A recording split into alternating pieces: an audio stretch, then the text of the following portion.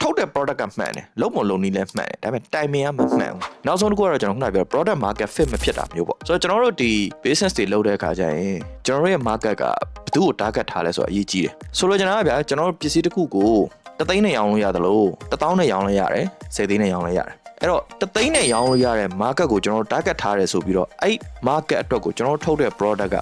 1000နံလောက်ဖြစ်နေအလုံးမဖြစ်ဘူးဟုတ်နော်အရင်ဈေးပေါ်နေမယ်အဲ့ဒါပေါ်မျိုးပဲ1000နဲ့ market လောက်ကိုကျွန်တော်တို့က1သိန်းနဲ့ product ကြီးဖန်တီးတည်ဆောက်နေ economically မကိုက်နေဘူးအဲ့ဒါပေါ်မျိုးပဲ1သိန်းနဲ့ market ကို10သိန်းနဲ့ customer service တွားလုပ်ပေးနေလေ scale လုပ်လို့မရဘူးဆိုတဲ့ဟာရှိဆိုတော့အဲ့ factor တွေအများကြီးနဲ့ဈေးကွက်တွေဝင်လာတဲ့အခါမှာကျွန်တော်တို့မှန်းထားတဲ့ပုံစံတွေမဖြစ်တော့မှန်းထားရလက်တွေမရတော့ sales ကိုတရက်ကို10ရောက်မှန်းနေဆိုရင်3ရောက်လောက်ပဲဝင်တာမျိုးဖြစ်လာတယ်